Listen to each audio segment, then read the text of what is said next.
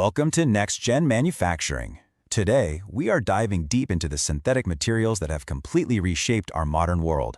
I mean, everything from the car you drive to the smartphone in your hand. So, let's get right into it.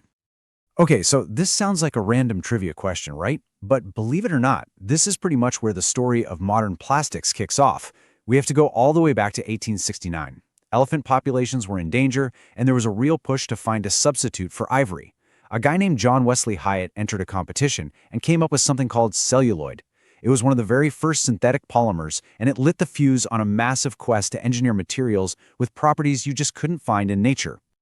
You know, for thousands of years, we built things with what we could dig up or chop down. Metal, wood, stone, that sort of thing. But those materials, they have their limits. And as we hit the 20th century, we needed more.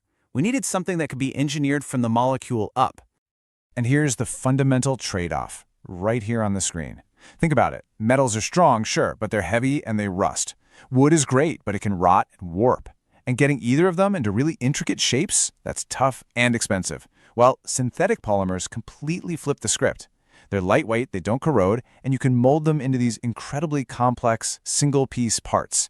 This ability to integrate functions to make one part do the job of 10 metal pieces absolutely slashed assembly costs. It was a true game changer for manufacturing.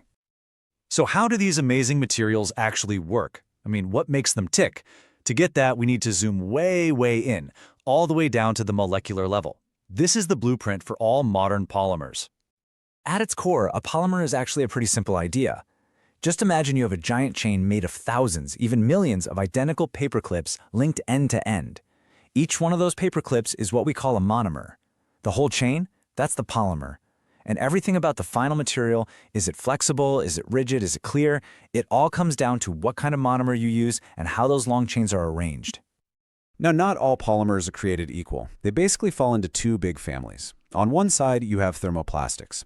The easiest way to think of these is like chocolate. You can melt a chocolate bar down, pour it into a new shape, and let it cool. You can do that over and over again. That's because their long molecular chains just kind of slide past each other when they get hot. Then you have thermosets. These are more like bread dough. Once you bake it, that's it. A chemical reaction creates this rigid, cross-linked 3D network. You can't just melt it back down into dough again. This difference is absolutely critical for understanding how these materials are used and, importantly, how they can be recycled. So, polymers are fantastic, but let's be real, on their own, they often just aren't strong enough for the really tough jobs, like critical car parts or airplane components. So, what's the next move? Where do you go from here in this manufacturing evolution? Well, you create a composite. You take your base polymer, what we call the matrix, and you embed it with super strong reinforcing fibers. It's the same idea as reinforced concrete with its steel rebar, just on a microscopic scale. You're basically supercharging the plastic.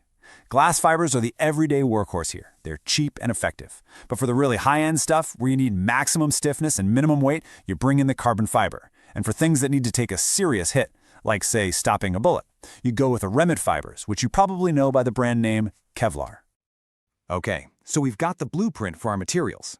But how do we actually turn these powders and pellets into the useful parts we see all around us? This is where the real magic of modern manufacturing happens. When you need to make millions of something, injection molding is absolute king. Think of every Lego brick ever made. You start with these tiny plastic pellets, or granules. You dump them in a hopper, a giant screw melts them down, and then, bam! That molten plastic gets injected into a super precise metal mold under insane pressure. It cools in seconds, the mold pops open, and out comes a perfect part. Then it does it again, and again, and again. Another really common method, especially for bigger, thinner parts, like food packaging or the inside panel of your car door, is thermoforming. It's a pretty clever process.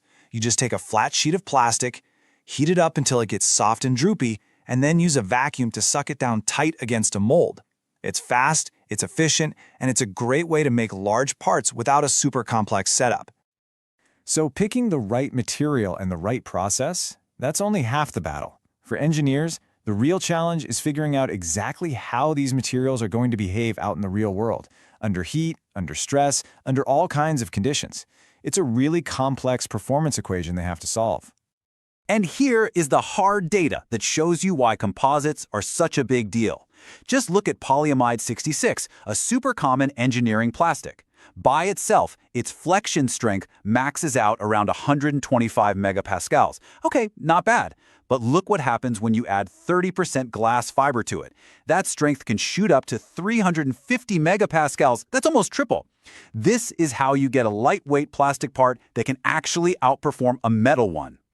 But it's not all easy. There are definitely challenges, and this chart shows a huge one: thermal expansion. See that little bar for steel? It barely moves when it gets hot. Now look at the unreinforced polyamide. Whoa! It expands almost 10 times more than steel for the same temperature change. Now imagine you bolt that plastic part directly to a metal frame. What's going to happen when the sun comes out? The plastic is going to try and expand, but the metal won't let it. It's going to buckle or even crack. Adding those reinforcement fibers, as you can see, helps a lot in controlling this, but it's something engineers always have to account for. So we've seen how these materials are designed, made, and used. But what about the big question? What happens when we're done with them? The answer to that is defining the entire next chapter for manufacturing.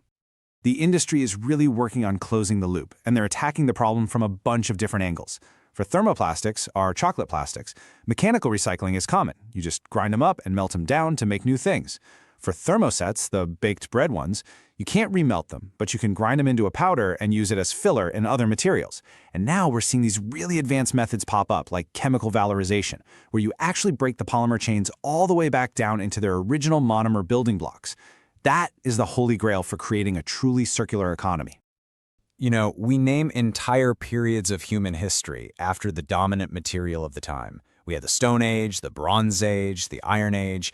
There's no doubt about it, we are living smack dab in the middle of the Polymer Age. These materials that we've engineered from scratch have taken us to the moon and put literal supercomputers in our pockets. So the only real question left is, with materials that we can now design practically atom by atom, what on earth are we going to build next?